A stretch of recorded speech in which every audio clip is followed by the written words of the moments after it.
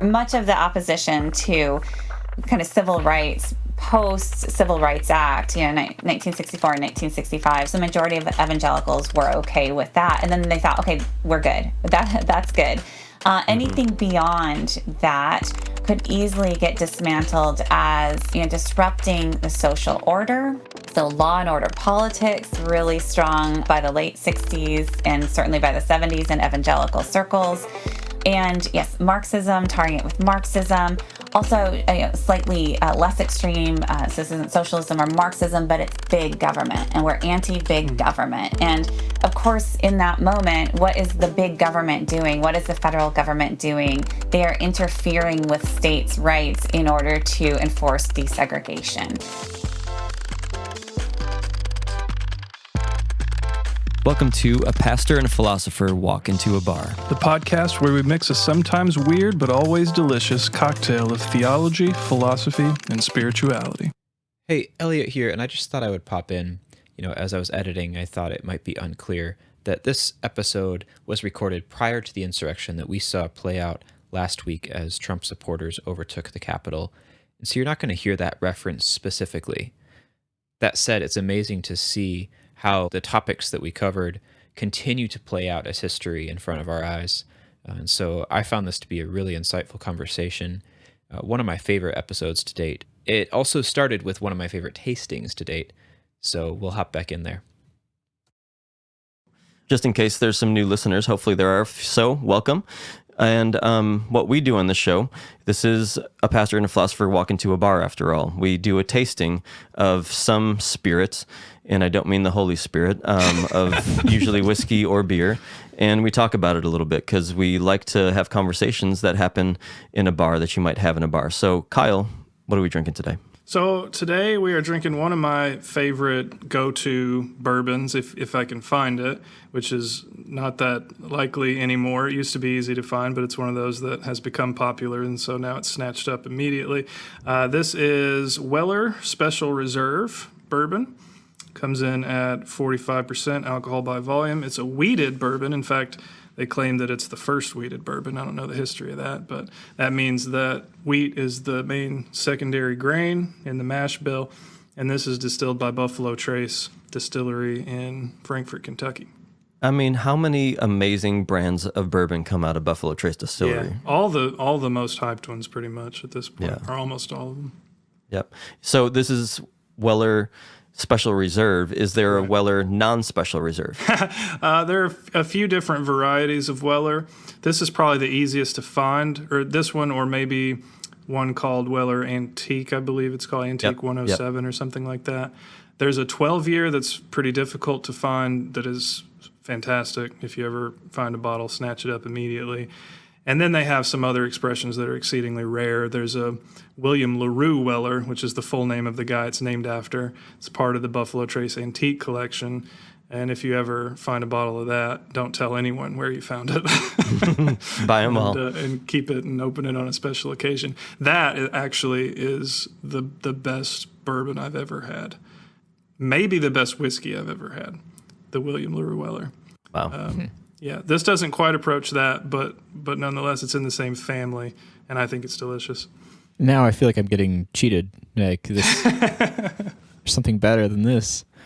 Well, here we go, Weller. The nose is hot. I haven't tasted it yet. Yeah, I find this to be this line of bourbons to be some of the best balance. They have that hit of sweetness on the front because of the wheat, but they're just really well balanced. The spice, the caramel notes, a little bit of black pepper on the end. Yeah, the way that the spice layers on top of the vanilla and the sweetness is just really delicious. It's so much more mild and easy drinking than I thought it was going to be. When I heard that it was 45%, when I smelled it even, it smelled hot to me. It smelled sweet, but it's very luscious and it has a great mouthfeel. It's not hot on the tongue. It's rich. It's got these low notes. It doesn't have you can tell it's wheated. That's what I think is that part that it's wheated. The rye isn't very high in there, so it's not super spicy. It just brings a lot of caramely stuff. It brings a lot of oak. It brings a lot of that barrel, but without the heat and spice. Yeah. Now imagine that this sat for There's no age statement on William LaRue Weller, so I don't know exactly how long, but imagine this sat for several more years in a Good barrel. grief. Imagine what that would do to it. Yeah. Delicious. Yeah. This is incredible, but it is also, like you say, incredibly hard to find. Yeah, nowadays it kind of is. You kind of have to get lucky or trade for it or something. If you can't find it, though, it's, what, $30-$35? Like, it's not that much if you're able to find it on the shelf. Yeah, it shouldn't be much more than that. Wow. Well, if you do find it, get it. Yep. Buy it. Buy a couple of them. Keep them to impress people. Maybe buy an extra. Well, we wouldn't encourage people selling them on aftermarkets right now. No, don't do that. You're part of the problem. We have a fun episode for you today. Really, really fun, actually.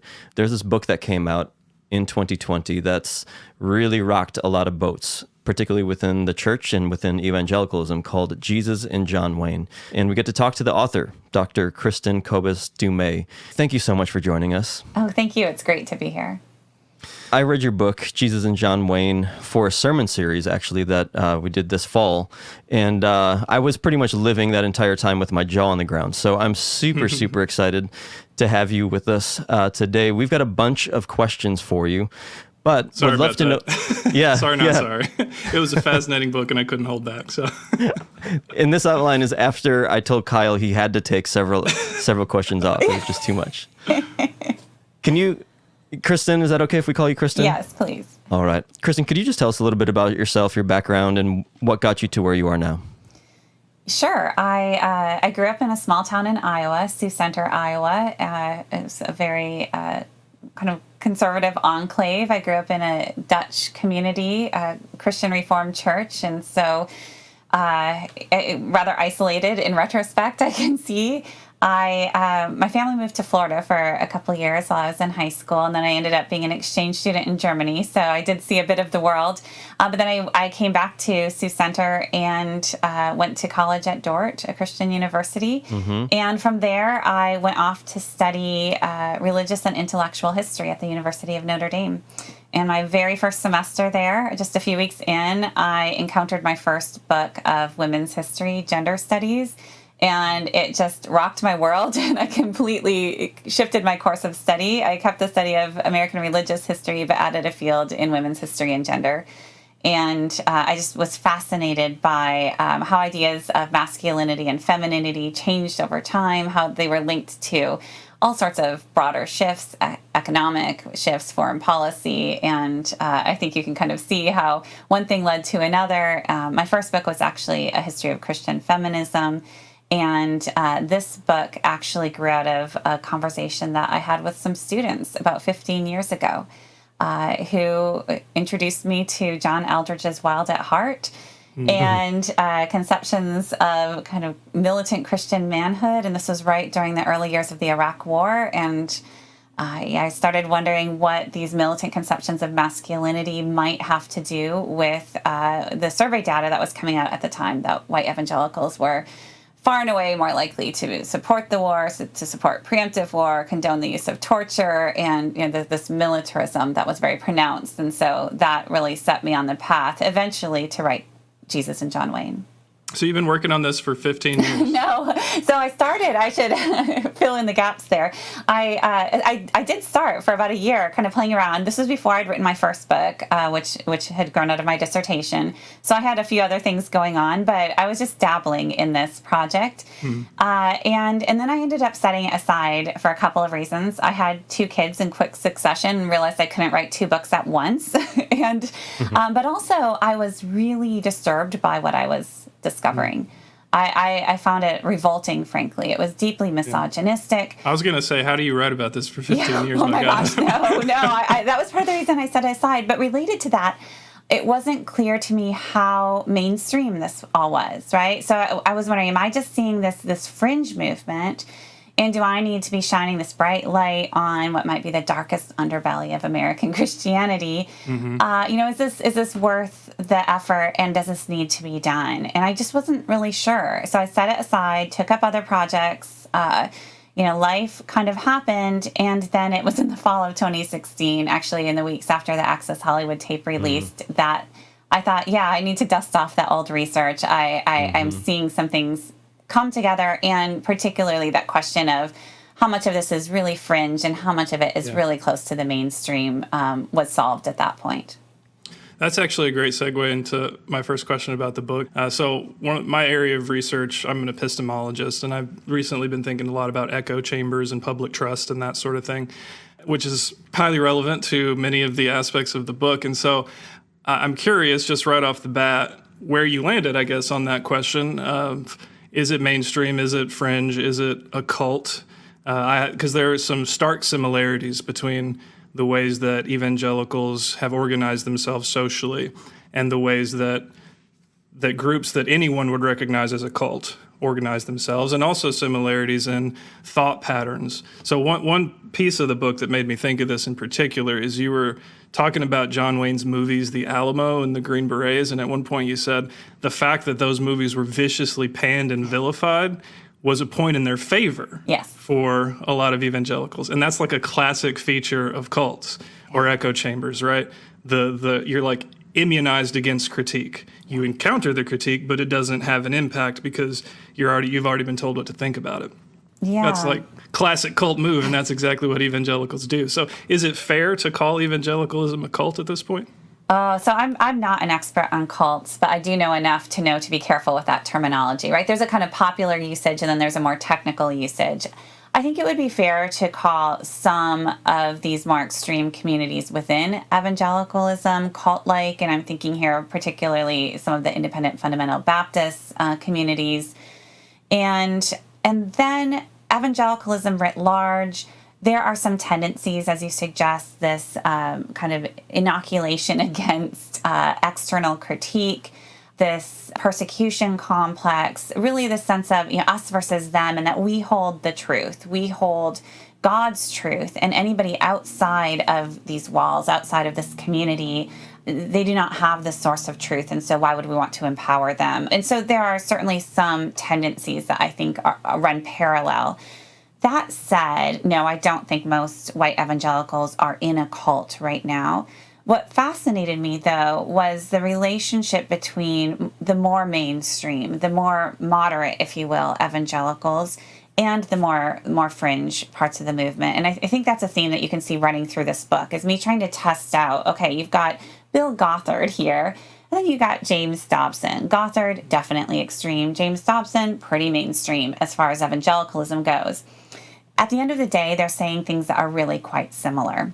Mm-hmm. And so that's what fascinated me. What's the connection and what are the affinities between the moderate, quote unquote, respectable mainstream evangelicals, even, institutions like Christianity Today, and then these more fringe movements, and how are the alliances forged and boundaries drawn? So who's inside? Who do we consider my brother in Christ?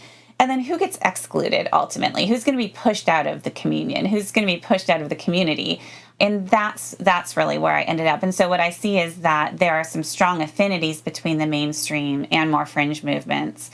And then, and that's probably as far as I could go discussing whether or not this is a cult. Although some of the behaviors, the practices are certainly worth examining. Mm-hmm. Another kind of somewhat related to this thing that I've noticed, being an evangelical my whole life and only recently having given up the label, and largely as a result of higher education, which is exactly what my parents warned me about, right? So I'm pretty sure my parents think I'm no longer a Christian because I got educated.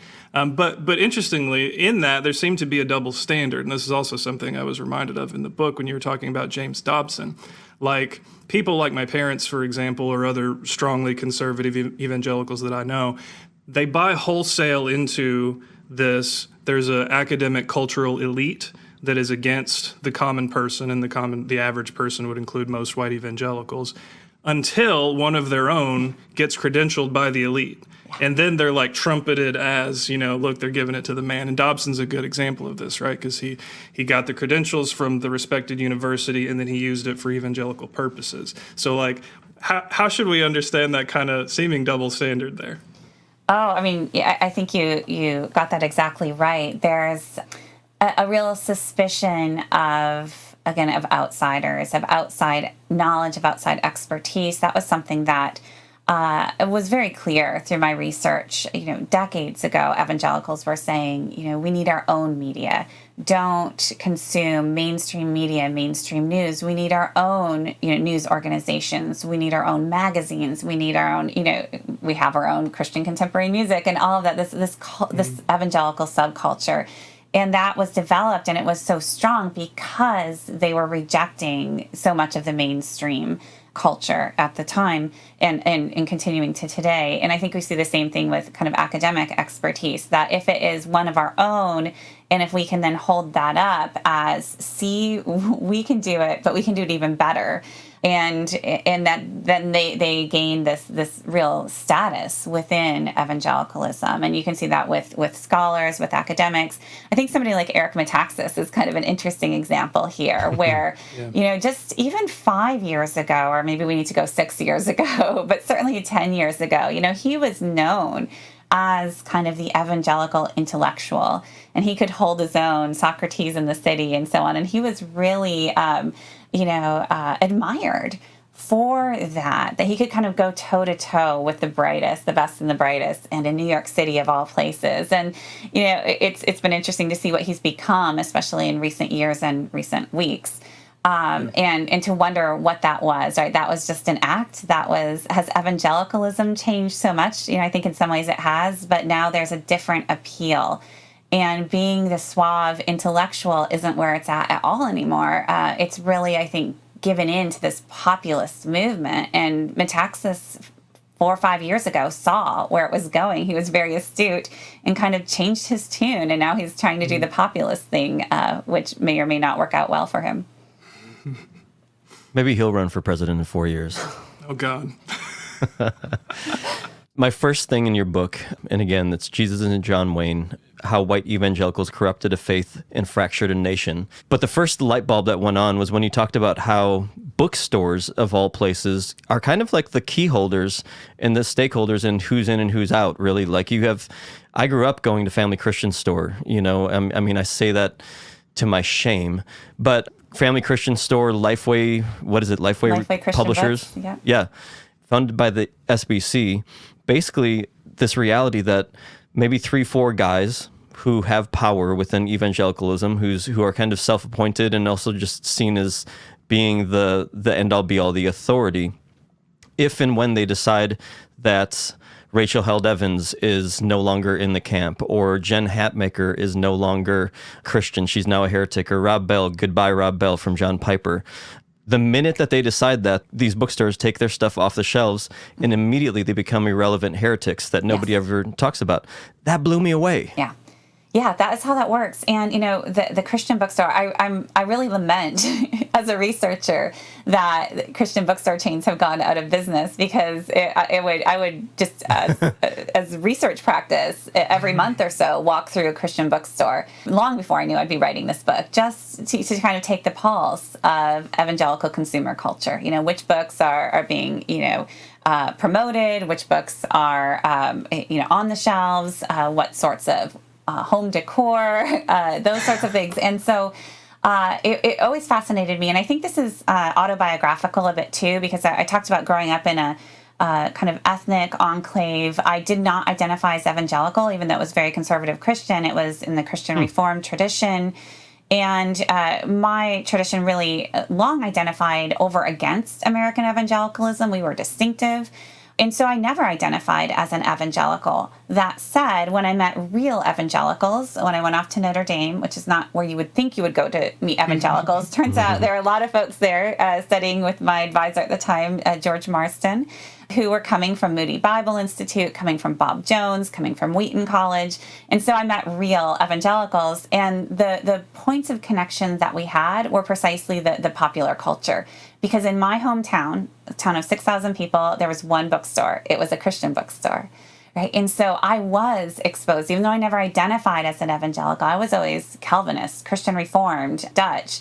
But my whole cultural formation in the faith was the books that were sold there, the music that was sold there. Every every kind of graduation or major life event, I would get a wall plaque that had some Bible verse or saying on it.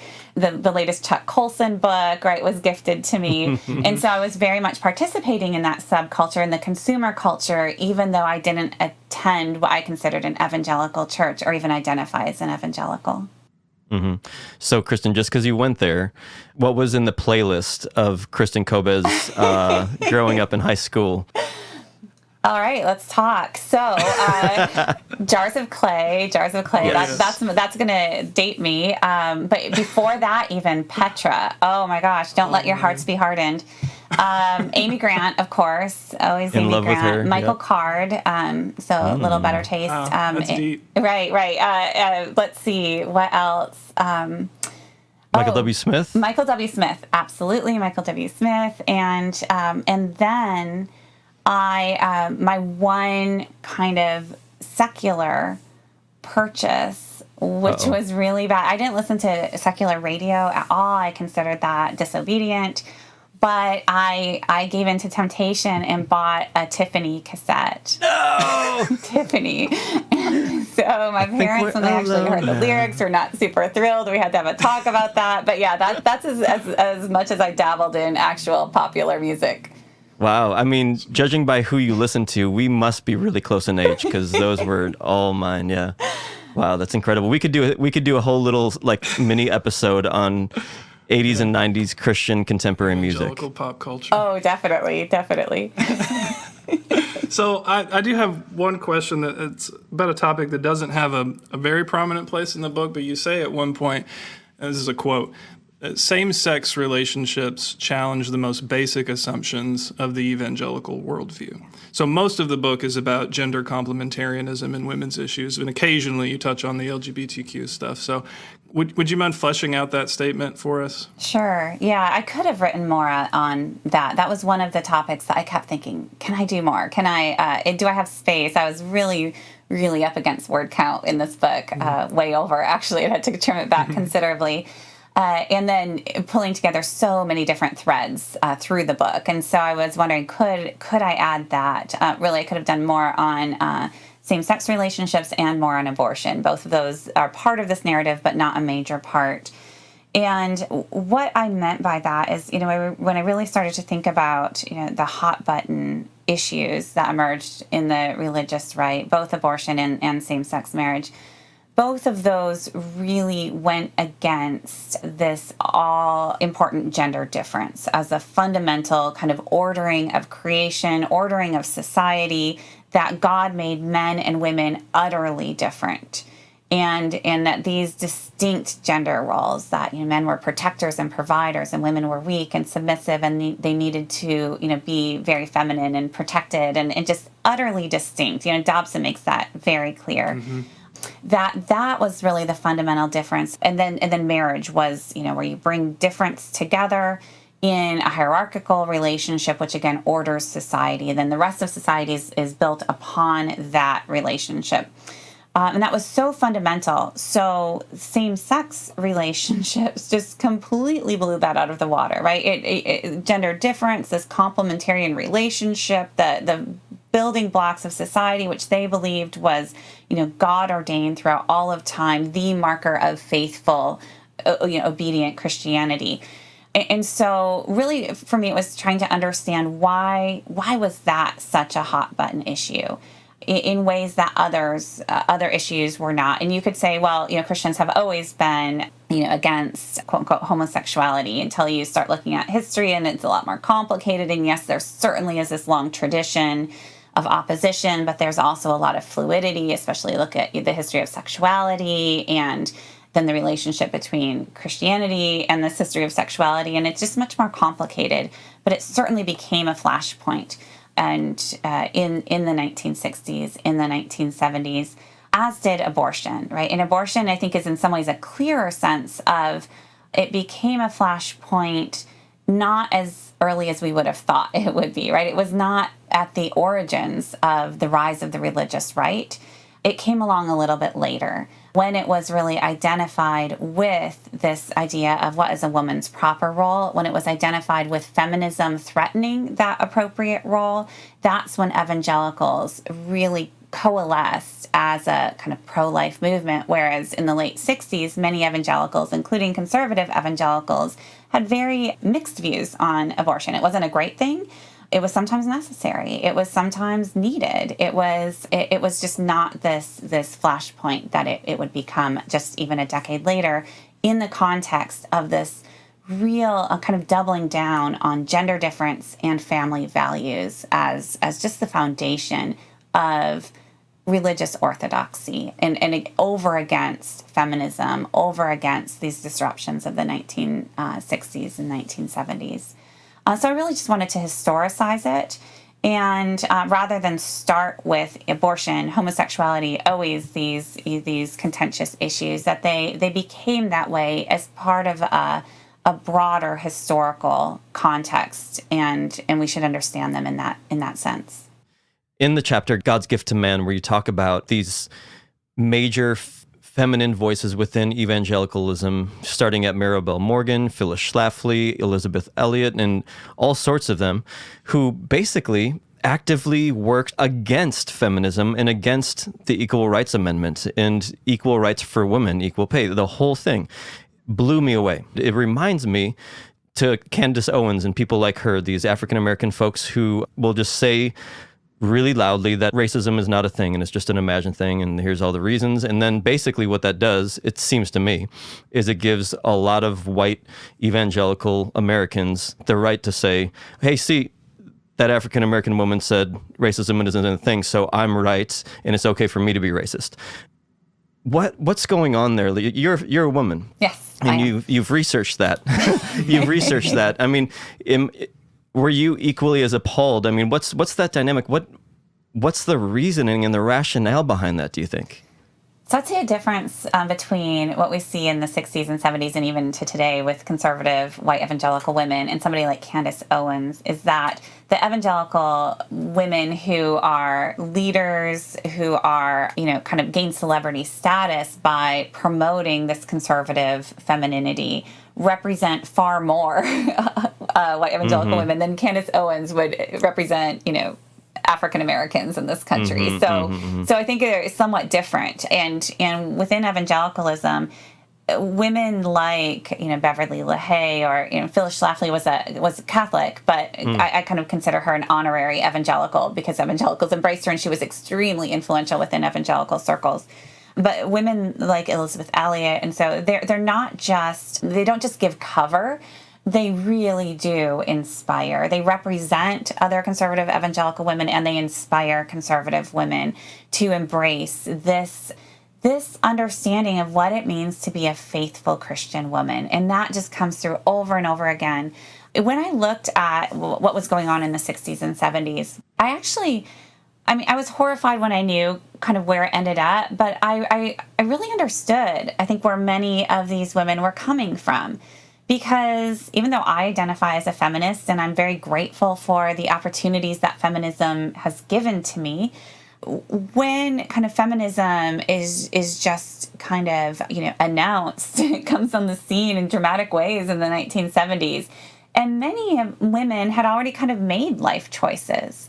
Many women already didn't have the education they would need to have much of a career. Many women had opted out of careers. Many women were at home with 3 or 4 kids. Right? They had no real economic prospects. And so for women in those situations, being told, hey, guess what? You're equal. Or being told in a fear-mongering kind of way, they are going to take away your femininity. They're going to force you to be like men. They're going to force you to go fight wars. They're going to force you to go earn your keep. Good luck with that, right? And that's the messaging that they were getting. You can see where for many women, this was not liberation. This was scary. And they had already made their choices. And so it was kind of, playing with the hand that you were dealt. But then, again, I don't want to detract from the fact that so many conservative Christian women truly believed that the way to be a godly woman, the way to honor God and be faithful to Christ, really, was to live this domesticity, this conservative femininity.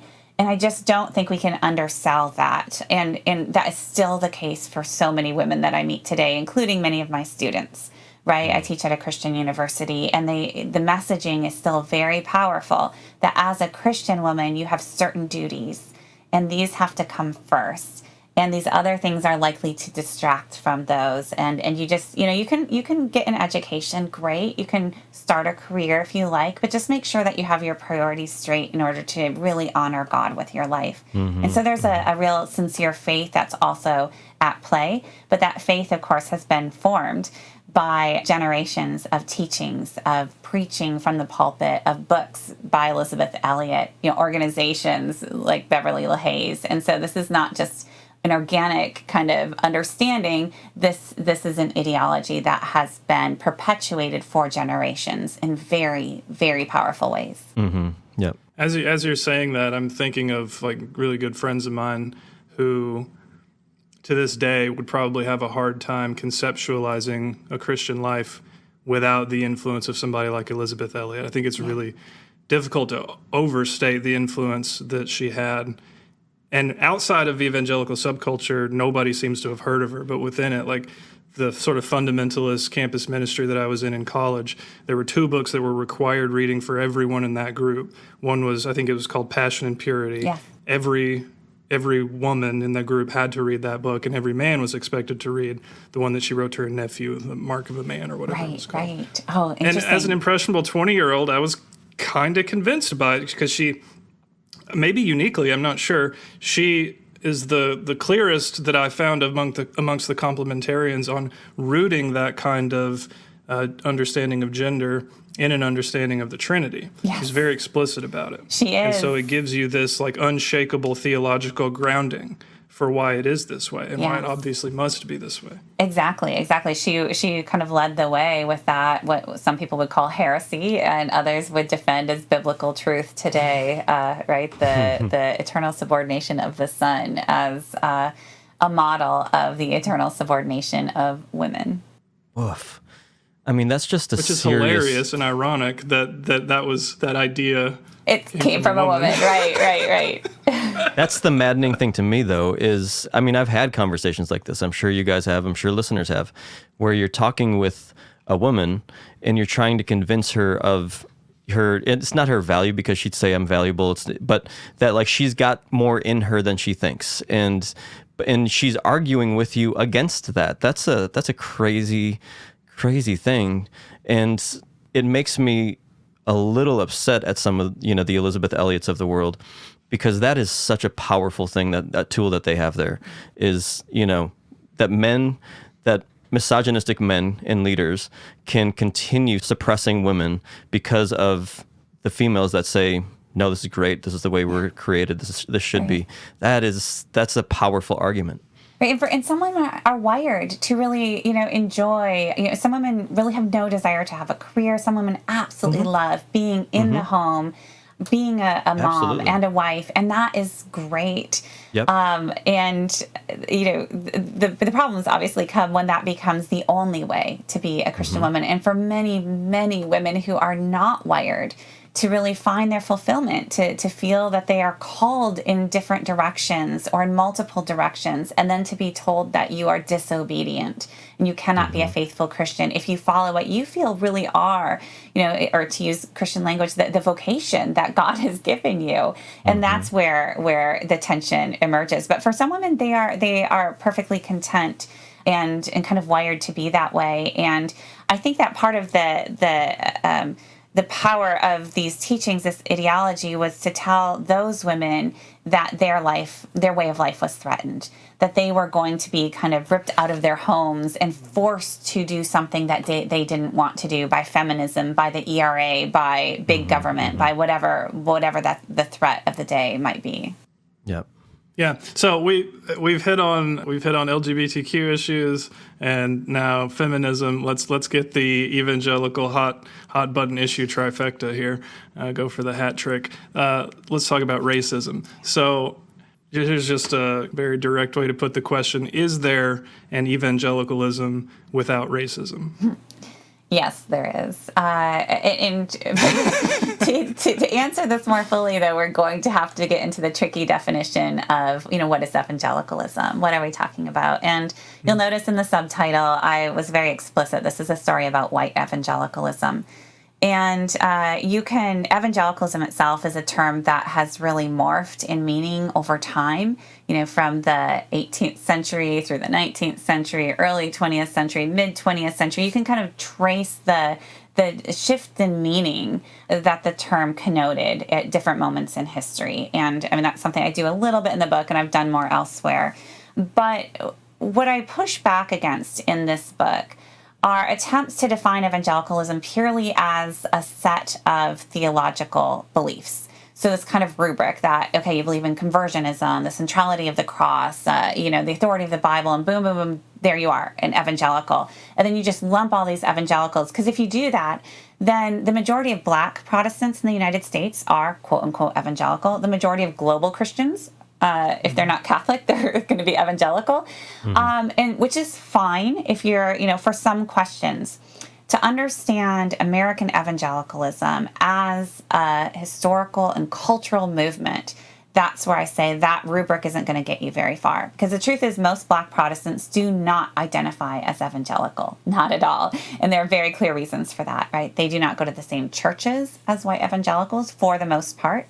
They do not read the same books, listen to the same music, listen to the same radio stations for the most part. So why are we insisting on counting them as the same thing? When we do that, we end up, some scholars or observers will say, evangelicalism can't possibly be racist because we're going to include all Black Protestants and global Christians in this. I'm saying no. As a historian and as a cultural historian, I'm going to describe what I'm seeing. And this is a rather distinctive movement with a little bit of overlap, interplay with Black Protestantism, with global Christianity. But we're really looking at a fairly cohesive movement. Networks, series of networks, relationships. I look at evangelicalism, again, largely as a consumer culture. Are you formed by these consumer products? And when we're looking at that, then white evangelicalism is its own thing. And when we look at white evangelicalism, then we can ask your question again. Can you be a white evangelical and not be racist? You still can. There is always a kind of minority movement, has always been within white evangelicalism over the last half century. The evangelical left has been very pro-civil rights, anti-racist. This is like the Sojourners folks in the 1960s, 1970s. This is, Tom Skinner is an African-American evangelical. Like, that still is a part of the movement. It's not the dominant part of the movement. And this is where understanding kind of relations of power and relative power across the movement is important. To understand white evangelicalism, you have to understand the significance of Southern evangelicals in shaping the broader white evangelical movement. You can see that through migration patterns from the Deep South into the Sun Belt, into Southern California, which then goes national, right, with the rise of the religious right. You can look at that in terms of the kind of celebrity culture, the media culture. John Wayne works in the title in all kinds of different ways. This kind of, Hollywood, Southern California celebrity evangelicalism that develops. And with evangelicalism that we see as it takes shape as a cultural and political movement by the end of the 1970s and afterwards, you cannot separate its whiteness from its religious identity and its religious values, and you cannot fully extricate the racism that is also a part of the movement to greater or lesser degrees. So some white evangelicals, particularly I think in the South, in the 1960s, 1970s, yes, they are racist, they are segregationists, they are motivated out of those values. Somebody like Jerry Falwell Sr., right? You have the development of Christian schools, Christian academies that are segregationist academies, and the religious right mobilizes in part to defend those academies on their right to exist. That is absolutely part of the story of white evangelicalism today. It's not the only part. And so again, the interesting thing to me is you've got that strand. You still have racist white evangelicals, but you have the majority of white evangelicals do not think of themselves as racist. They do not hold personal animosity towards people of color. for the most part, right? If somebody would walk into their church, whatever color they were, they'd be warmly welcomed. And so I wanted to understand what kind of accommodations have taken place, what kind of unexamined values that are deeply rooted in whiteness really give shape to white evangelicalism today. And that's where I'd point to, in particular, Christian nationalism, which, if you think about it, the idea that America was a Christian nation, founded as God's chosen nation, everything was really great until somewhere around the 1960s. Right? That only makes sense if you're a white person. Only makes sense. And that, but it's never presented as this is a kind of white religious identity or white religious value. It's just the way things are within conservative evangelical circles. So those were the kinds of things that I really tried to bring out in this book. How race worked, how whiteness worked, to make whiteness visible when so many evangelicals don't make it visible and therefore are not even able to see it themselves.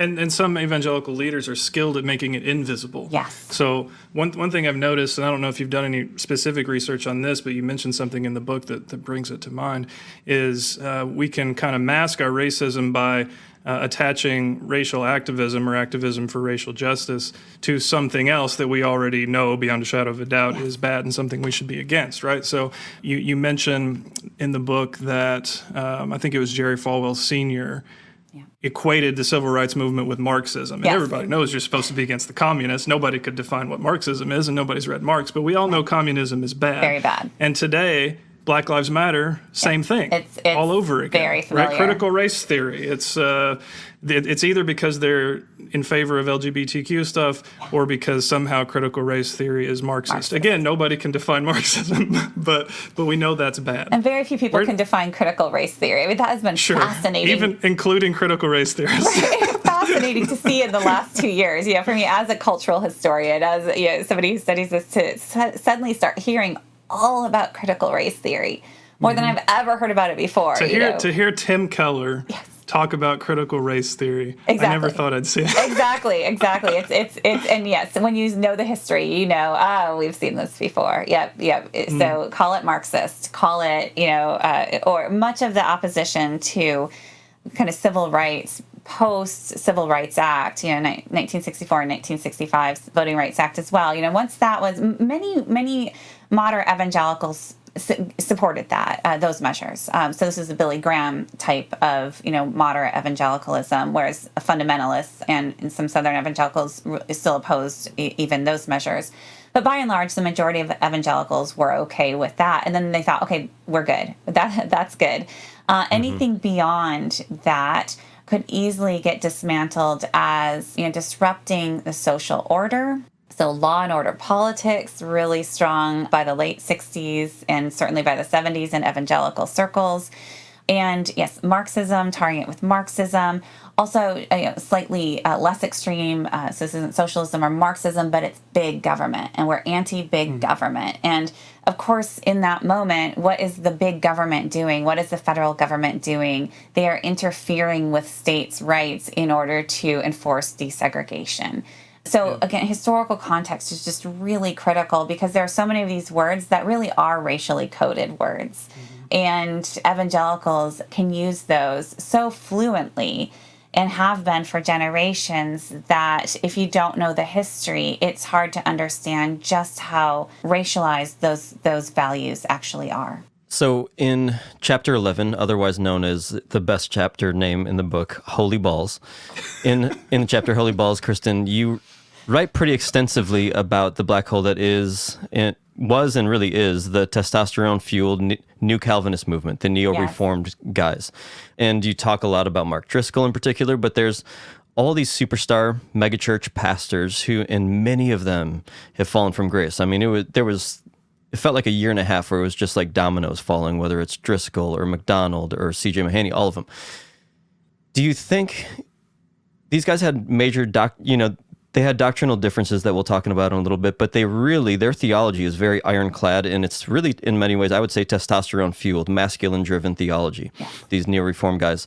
Do you think that theology had anything to do with the way they found their end? And for Driscoll, I'm just going to say ministry-wise, unfortunately, it wasn't the end, but their fall from grace, do you think that had anything to do with their theology, actually?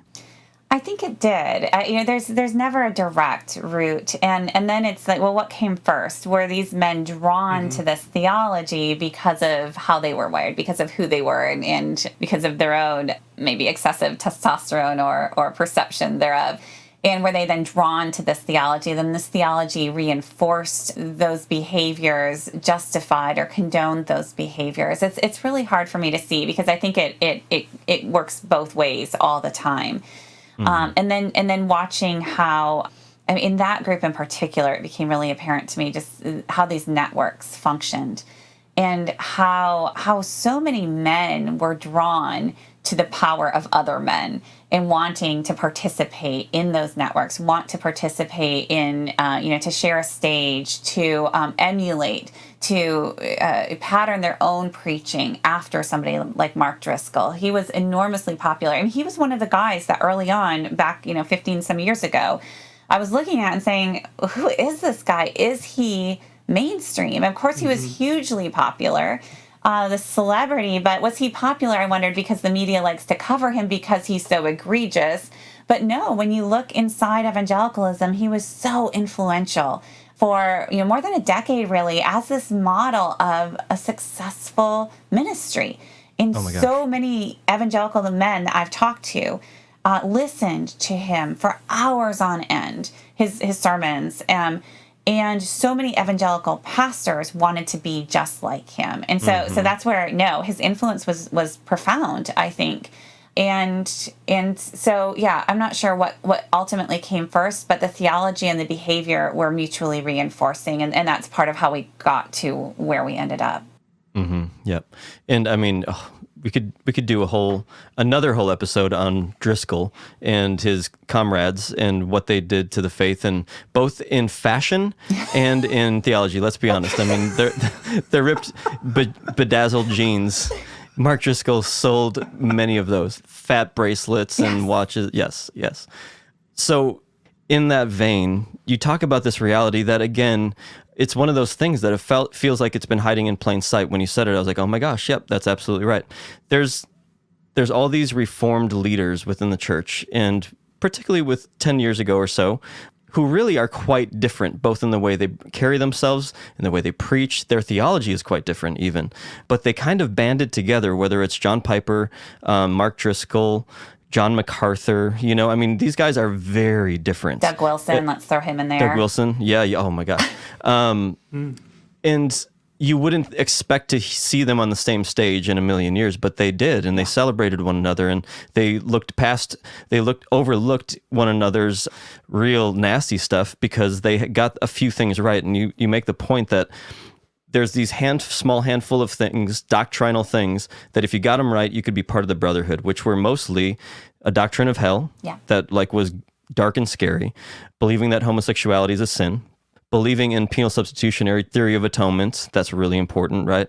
There's a couple of others, but really, and then complementarianism. You have to be complementarian.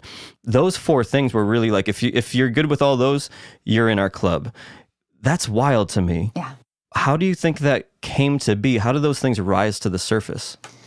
Oh, I mean, there's no simple answer. There really isn't. Going back to the 1960s is really where I'd want to go back to. That's when you start to see the battle lines really drawn, and who is orthodox and who is not. And yes, gender is very much at the heart of that. And even things like, penal atonement and the existence of hell are also cast in gendered terms as the proper masculine faith, and as the father punishing the son, and this kind of harsh discipline, which is just like, suck it up, this is Christianity kind of thing. And so gender really pervades this for a long time, and still it puzzled me, I think, to see it take shape. And I watched it take shape, because in the 1990s, so I was born in 1976, so I graduated from college in 97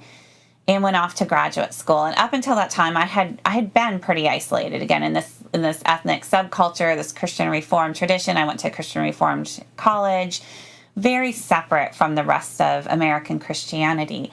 And then I headed off to study American religious history. And so again, I'm meeting all these evangelicals and I'm kind of getting the lay of the land. And that's right around the time that you see the burgeoning of this young, restless, and reformed movement. And I'm hearing about them. And at first I'm thinking, yes, finally, right? You know, I had been in this little enclave, and these are my people. Like, good for us, right? You know, John Piper reformed. I'm reformed. This is awesome. And I was in a Bible study, and of course we were reading John Piper, because what else would you read if you're in an InterVarsity Bible study, right? In the 90s. Absolutely. And then increasingly I came to see, well, gradually, I don't think I am this, right? And they certainly don't think that I would be one of them, right? I'm not complementarian. I took an entire course in the Institutes of the Christian Religion, right? Calvin's Institutes. I know my Reformed theology. I've been immersed in it. I'm a scholar, right? All that stuff would count for nothing. I would never share a stage with Piper unless I'm going to be, you know, on the side talking to the wives, telling them to be complementarian kind of thing, right? And that's when I understood how boundaries are drawn, right? And so what is uniting people? And is it the historic Christian faith? Is it apostolic faith? Is it, you know, what is? No, it's not. That's not enough. It's absolutely not enough. It's this set of issues, and it's a very gendered set of issues. And I was de facto excluded from that. And that's kind of this personal realization that came only very gradually, which I think is then I was trying to make sense of in this book as well. Mm-hmm. So Kristin, you've kind of left yourself off the hook for my next question then, which is another jaw-dropping moment when I saw on Twitter that you consider yourself reformed, like that you're just not trying to make your parents angry, right? You're not really reformed, are you? So that's so funny, that moment where I came out on Twitter as reformed, right? I mean, I teach at Calvin University. What do you expect? Yes, I'm very deeply reformed, but the reformed Christianity that I was introduced to was filtered through some of my undergraduate professors, none of whom were American. They were all Dutch or Dutch Canadian. And so the Reformed theology that I embraced was not in any way tainted by, you know, Christian nationalism, by American politics more generally. In fact, it was often set against that. It was more influenced by, you know, kind of Dutch thinking, going back to even World War II, kind of anti-authoritarian, and very much an interpretation of Calvin that was not scholastic, not about the rules and enforcing. It was one that was life-giving, that was a much warmer and fuzzier version of Calvin. And that's how I read the Institutes, with that framework in mind, and had those parts of the tradition really just held out for me. And that has always been my Calvinism. And that's very much the Calvinism of Calvin University as well, where I teach. So I'm not alone. I'm not an outlier. I mean, in the broader landscape, absolutely. But I've always been in that tradition, and not the John Piper, Mark Driscoll, and certainly not the Doug Wilson sort. Praise the Lord. Yep. So, Kristin, last chance. This video won't make it public. So could you just wink twice if you're not really reformed? She winked. I don't know. No. Her word against mine now. So while we're on this theme of theology, how important do you think that theology really is or has been to evangelicals? If a lot of these things that are supposedly denominational distinctives can be given up so easily, as long as, you know, you're a complementarian or whatever, how important do you think theology really is to conservative white evangelicals? So, for example, when you're talking in the book about the SBC takeover in 1979, you say that inerrancy, which we think of as, my God, if there's a defining thing for evangelicals, it's that. Inerrancy mattered because of its connection to cultural and political issues. And then the implication is, of course, not the other way around. So this suggests that maybe theology hasn't been of essential importance. But at another place in the book, you talk about this quip that was used, you know, Jesus can save your soul, but John Wayne will save your ass, right? It's amazing. So I think it's another one of the great chapter titles. So this implies a kind of theological bifurcation of the spiritual and the material. And that still seems, I mean, that's like deeply within Protestantism. It still seems to be with a lot of American evangelicals. And it might explain a good chunk of Trump's Christian support at this point, because you hear all the time people saying, well, he might not be the best Christian ever, but that's not why I'm voting for him. I'm not voting for a savior. I'm voting for somebody to kick the asses of the people whose asses need to be kicked. So help us understand this trade-off between theological commitment and political expediency. Yeah. So, evangelicals will self-identify first and foremost as Bible-believing Christians, and will, particularly evangelical elites, who are the ones generally defining evangelicalism, are going to absolutely, again, point to this theological rubric, right? If you check these theological boxes, you are an evangelical. However, when you look at survey data, you can quickly see that, and this is surveys that are set up by evangelical organizations, you can see that there is an alarming level of theological illiteracy within evangelicalism.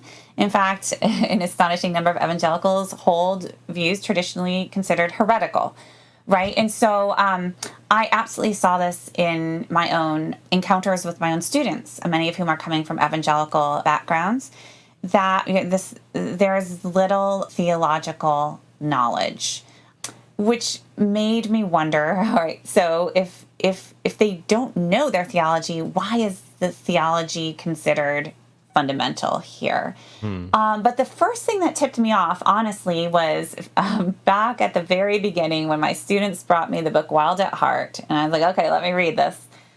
And I was shocked at how little of the Bible there was in it, right? Again, self-identifying Bible-believing Christians, and there's going to be a sprinkling of Bible verses completely decontextualized, right?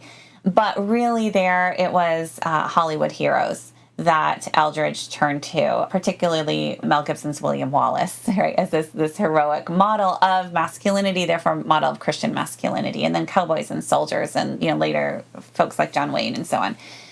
So again, I was early on very suspicious about the centrality of theology. Now, that does not mean that theology does not matter. It just doesn't matter in the way that many evangelicals claim it does. That the interaction between cultural values, cultural commitments, and yes, political commitments, and theology is very much a two-way street. Whereas evangelicals will say, I believe, and therefore I do this, or I have this theological view, or political view, right? The theology always precedes social and cultural and political values.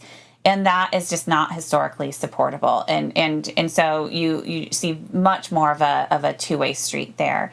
And the example of SBC and inerrancy is an example of that, where certain theological commitments become the be-all, end-all, and then others are cast aside.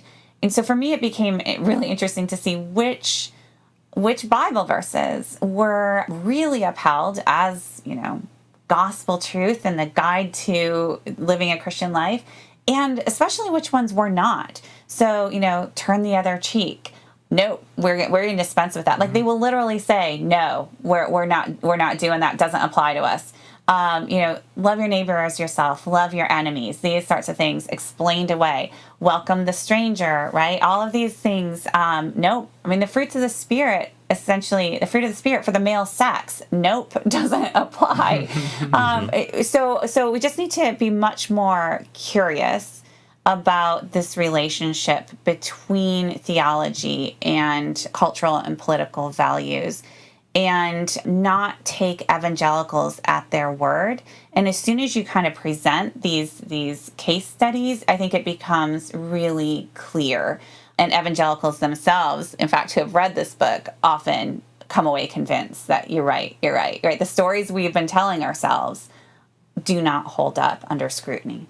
Oh my gosh. I mean, that chapter was, I think, probably the one that hurt personally a little bit for me in a really healthy way, right? Because for the most part, I mean, even though I grew up evangelical, I always thought James Dobson was kind of out there. And I mean, all the characters in your book, and by characters, I don't mean fake people, I mean real hugely followed evangelical leaders, but I read Wild at Heart when I was in college, and that like sang to my cute little manly heart. It made me feel like such a man. And when you talked about William Wallace and how basically, I had this moment where I had this moment where I was like, holy cow, I think I grew into college and into my young adulthood thinking that Jesus is like William Wallace. And I think probably there's a lot of listeners who are like, duh, Jesus is like William Wallace. He's a freedom fighter. Read the book of Revelation. And that one I had to unpack a little bit about how much of my theology in my young adulthood, which is very formative, by the way, was formed by Braveheart, William Wallace, Wild at Heart, that whole deal. Whoa, that's intense. I've literally received hundreds of messages from evangelicals, especially evangelical men, since this book has come out, and some version of that, of just realizing how much this has shaped their faith. And the movie Braveheart was 96, and that's really when you very soon after start to see this kind of backlash against the soft patriarchy of the Promise Keepers. And then by 2001, that's when Eldridge's book comes out, just months before 9/11, and kind of we know the rest of the story. I'm feeling like I'm sitting under analysis at the moment, remembering all this stuff. Yes. Like, I would have been 10 years old when Braveheart came out, which just strikes me.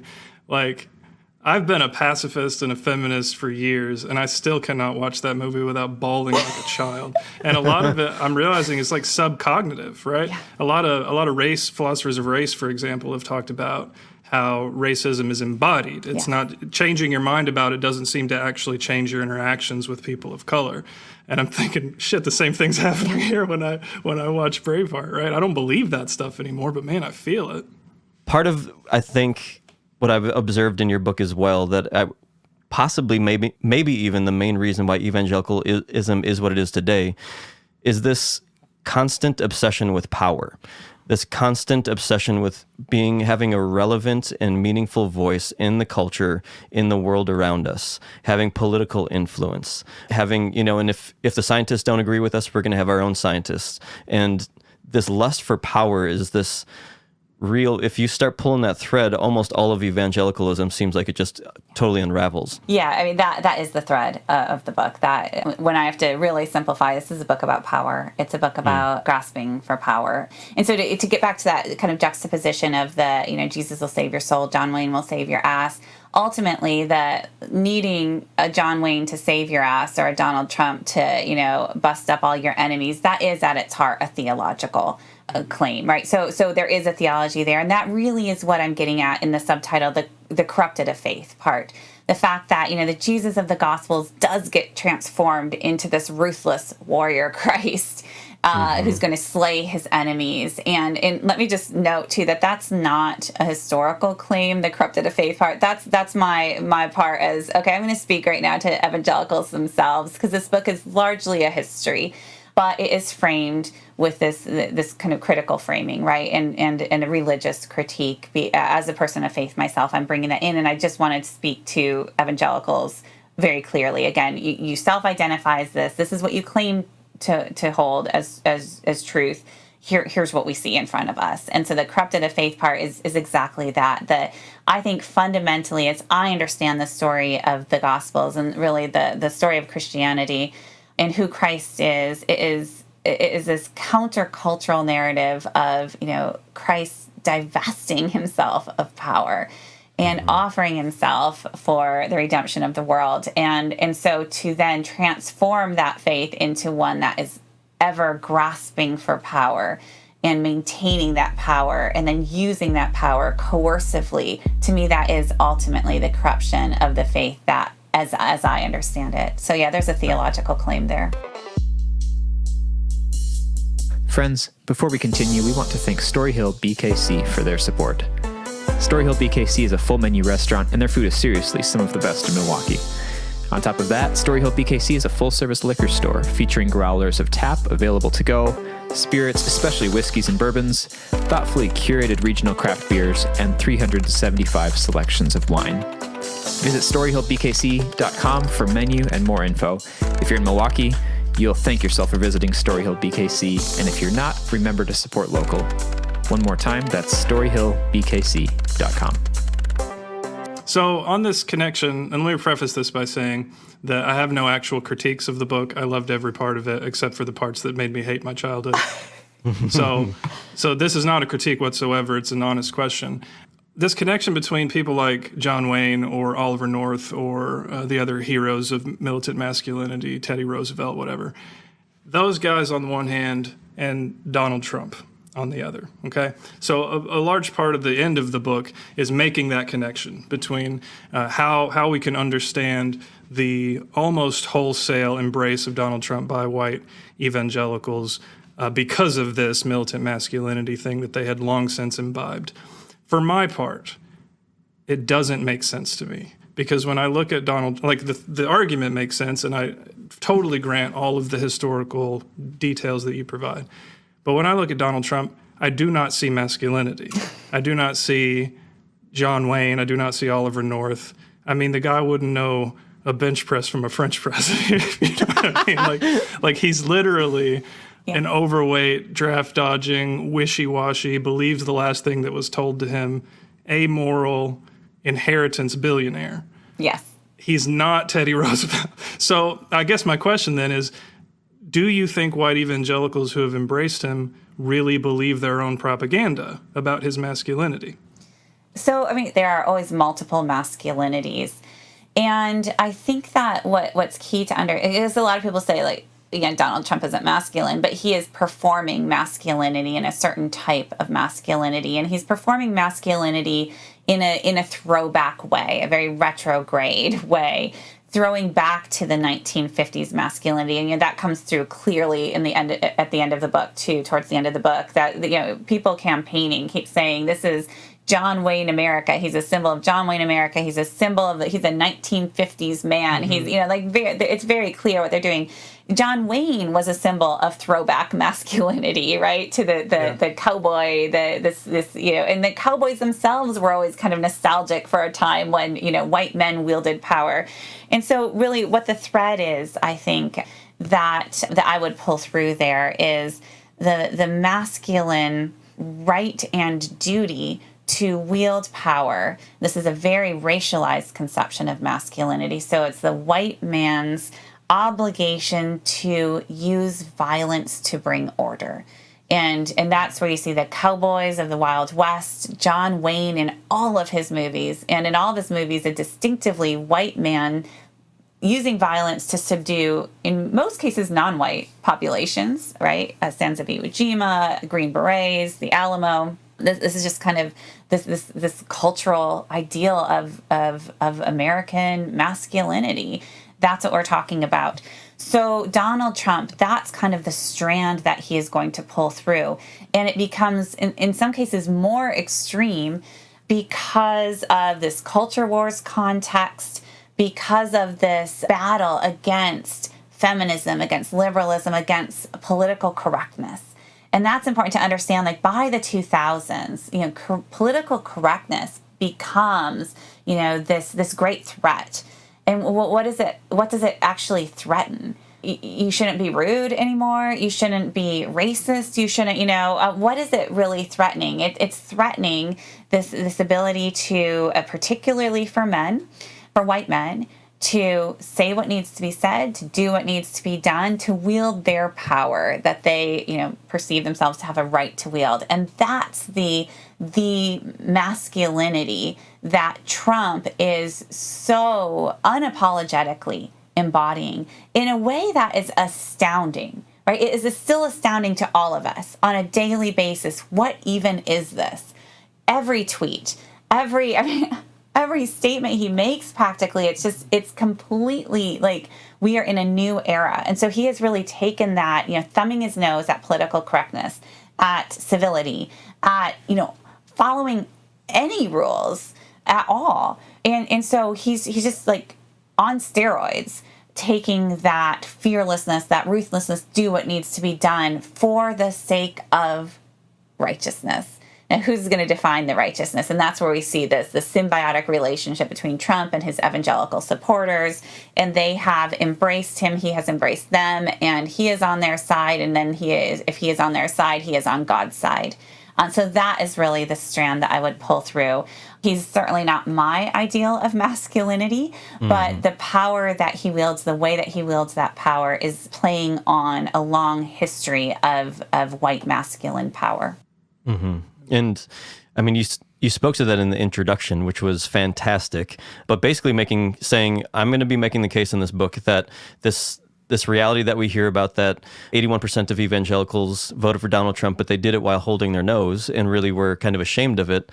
You said that's really not the case. And I'm going to make the case. And sure enough, you made the case. I mean, it didn't take very far in the book for me to be like, yeah, I mean, this whole thing's been built on, like having a guy like Donald Trump be the end all be all. And that's where I would say, I fully agree with you that Donald Trump's version of masculinity is a version of masculinity that we find in many, many fundamentalist and evangelical white churches. It's our idea of masculinity, this broken masculinity where strength looks like bullying, and it looks like me getting the upper hand in every conversation. I mean, you just look at the first debate this last election season, and that's what masculinity looks like to many, many white evangelicals, especially males. And that's where I think that's the perfect picture of why he resonated so deeply with so many evangelicals, even though they try. I'm getting a little bit us versus them here, a little bit. That's where I think he's the perfect representation in many ways of that movement, unfortunately. Yeah. So I have one more question I just have to ask, and then I'll let Randy finish it up however he wants. So my wife and I are huge fans of Fred Rogers, and we just recently read his biography. It's called The Good Neighbor by Maxwell King. One of the things, and I don't think this is an exaggeration, one of the things that saved me, I think, from this militant masculinity of evangelicalism was that I had his influence, which was kind of historically accidental. He just happened to be on television when I was a kid. And so now looking back at that and learning more about him, I'm seeing, wow, I didn't realize there were these two competing conceptions of masculinity at war socially and even within my own head. And I'm really grateful that there were. So in some ways, it seems to me like many of the major political disagreements we're dealing with right now, almost, this is reductionist to say, but it almost boils down to those who followed Spock and Rogers and those who followed Dobson and John Wayne, you know? And recently at Biden's town hall, one of Trump's political advisors tweeted, "It's like watching Mr. Rogers." Yes. And she thought it was an insult. Exactly. You can see the divide on Twitter, right? Like, yeah, that's awesome, right? Exactly. Right? Yeah, Fred Rogers was interesting. I mean, but first of all, Spock, yes, the Spock connection. So Dobson, so anti-Spock, you know, and he's trying to redeem American children from the damage that Spock had done. And of course, Spock, after he retired, ended up becoming an anti-war activist. So, you know, that was just against all these deeply held values, including militarism. We haven't talked much about militarism, but militarism being, you know, kind of fundamental value of conservative evangelicalism, really. I mean, you could go to the 1940s, but certainly by the 1960s as a distinctive value that set them apart from many other Americans who were becoming a lot more ambivalent towards the war and war in general. So Spock was seen as very dangerous. And what was fascinating to me in this research was to see just how often family values, like really raising your kids, husband, wife, having sex, these kinds of very intimate relationships were always connected to bigger issues. They were always connected to foreign policy. They were always connected to the youth rebellion, to authority and hierarchy in society at large.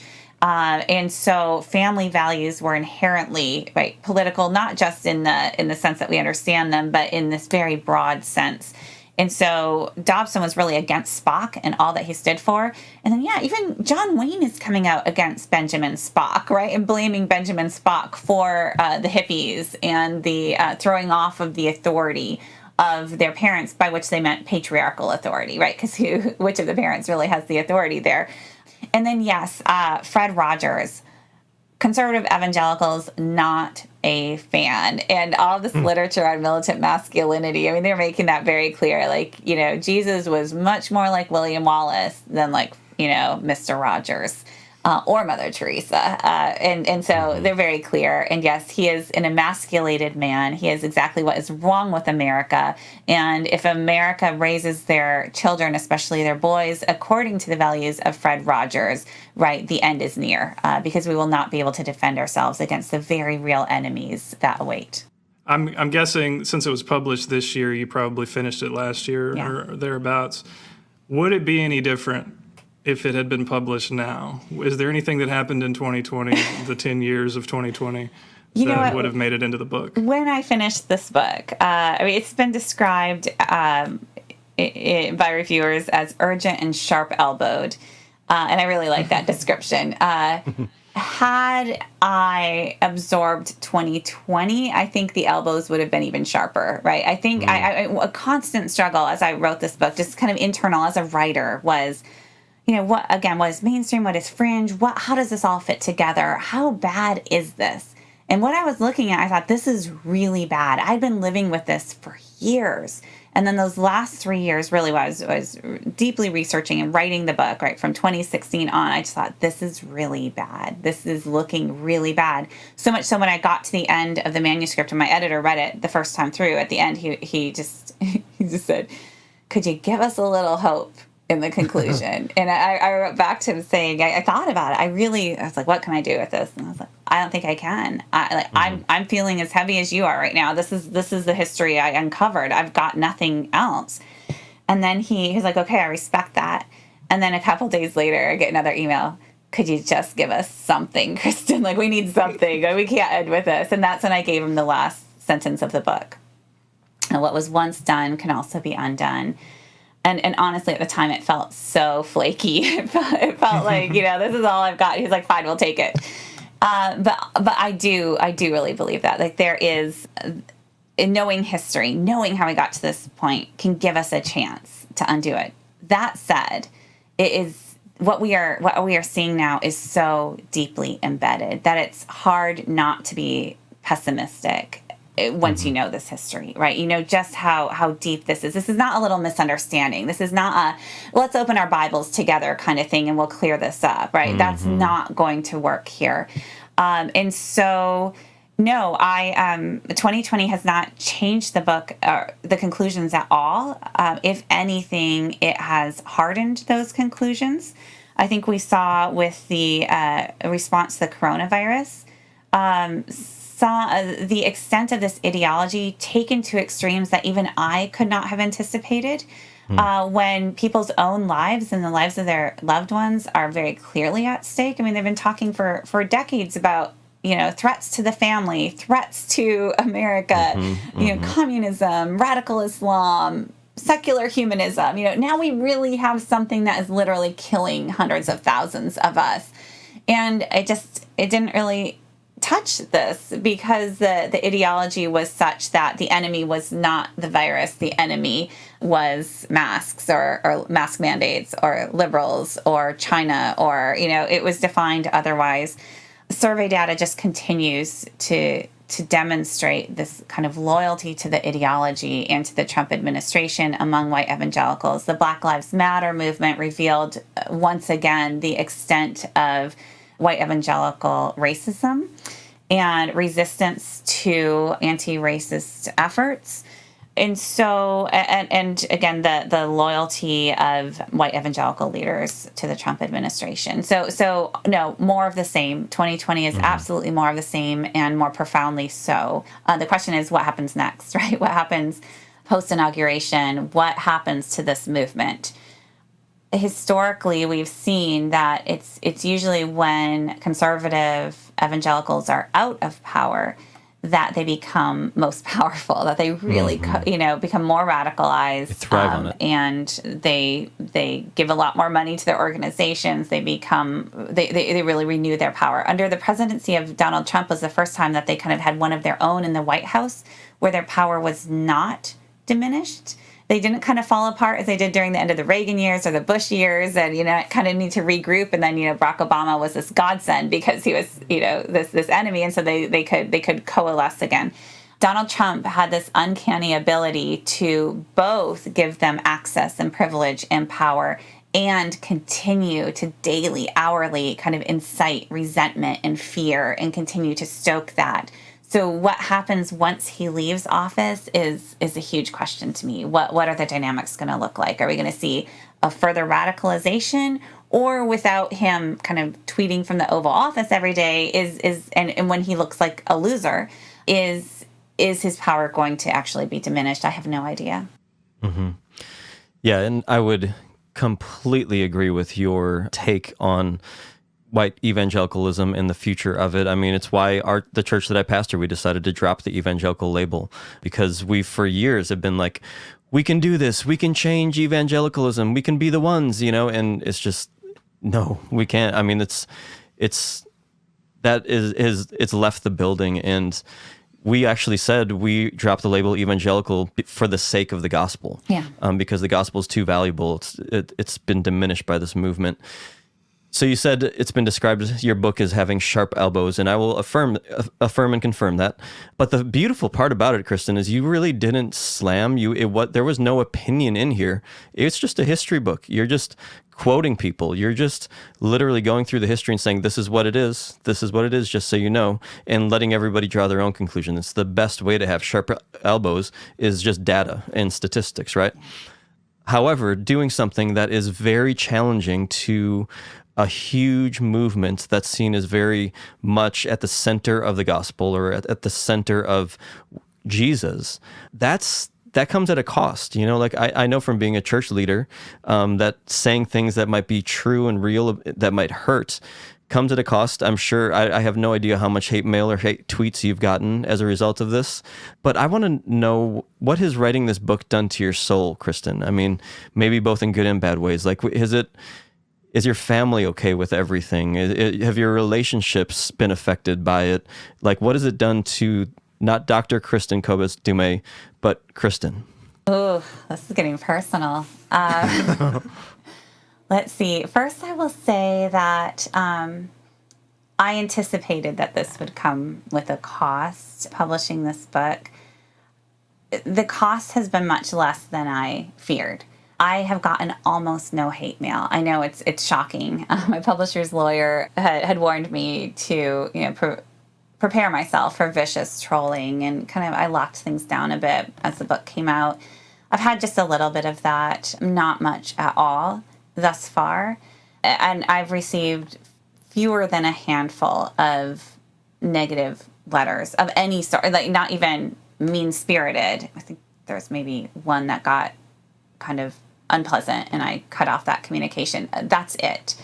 But then there's still the personal, right? There's the fact that I personally am deeply embedded in these communities, and my own relationships often cross over this political chasm, and that has been really hard.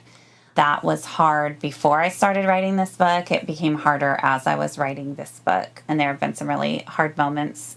I really think that in this historical moment, I think we're all called to be faithful, as faithful as we can be, and we're called, and that will require courage. And that there are so many forces within evangelicalism, I think, that work against that. Be nice. Don't disrupt. Don't disrupt your church. Don't disrupt relationships. Don't rock the boat. Don't tarnish the church's witness. Don't, even that original impulse of mine that sounded kind of noble, and it felt noble at the time. Do I really want to shine this bright light on the dark underside of American evangelicalism, right? Was that a good impulse, or was that just brand protection? And is that exactly what has gotten us where we are now? I wasn't going to follow the truth that I saw in front of me. And so I set it aside. And so I think this is a moment that each of us has to ask, what is required of us? How are we positioned? And there are going to be costs. Sometimes those costs aren't going to be as dire as we fear. Sometimes they will be. I know many people who have lost their jobs over speaking out, speaking into this moment. I know many families that have been deeply divided, and I know lots of churches that have really struggled, and relationships that have been broken. And so I think that there's a cost for all of us. I will also say that when you make that choice, and if you can do so with as much grace and truth as you can muster, you also find others who are doing that. And the support that I've received has been just phenomenal. It comes with cost, but also, to use a very evangelical word, with great blessing too. Well, I mean, Kristin, thank you for having the bravery to write this book. And can I just say in honor of your chapters, thanks for having the balls to write this book.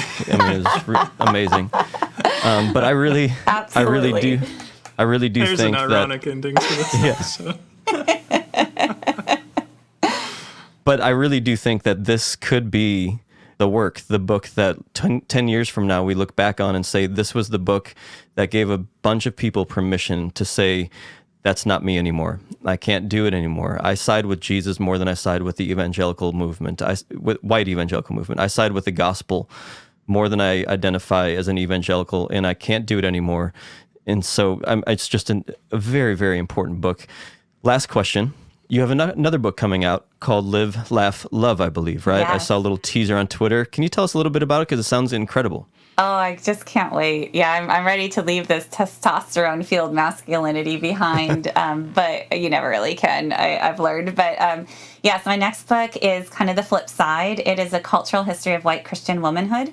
It's been on my radar for so long. And even as I was writing Jesus and John Wayne, and I was writing about Phyllis Schlafly and Maribel Morgan, Elizabeth Elliot, I knew that there was the rest of that story that I didn't have time to get into, because Elizabeth Elliot is still influential, but right now it's we've moved on. We have Janet Oak, and we have Beverly Lewis, and we have mommy bloggers, and we have multi-level marketing and Hallmark movies and HGTV, and that's really this purveyor of white Christian womanhood as a cultural ideal. And so I really want to investigate that. And what does that do? If culture really does shape theology, what does that do? What does that do to Christianity? What does that do to theology? What does that do to politics? And so it's a super fun project. I'm now watching Hallmark movies in my spare time, reading a lot of really bad novels and inspirational fiction, and it is absolutely a blast. So yes, Live, Laugh, Love will be out in, I think, 2023. 2023. Reading inspirational fiction as fun. Whoa. It's got to be better than listening to Mark Driscoll sermons on repeat. The book is Jesus and John Wayne again. Dr. Kristin Kobes Du Mez, thank you so much for joining us. Thanks for the time. Oh, thank you. This was absolutely great. Thanks for spending this time with us. We really hope that you're enjoying these conversations as much as we are. And if you are, help us get the word out. Before you close your podcast app, leave a rating or a review. That helps new listeners find us, maybe for the first time. If you'd like to share the episode you just heard with a friend or a family member, you can find those links on our social media pages. You can also find us over on Patreon at patreon.com/apastorandphilosopher. And that's going to work well for you, whether you're a kind enough person to financially support us out of the goodness of your heart, or if you're just looking for merch or the chance for a private tasting. Thanks again for listening. Until next time, this has been A Pastor and a Philosopher Walk Into a Bar.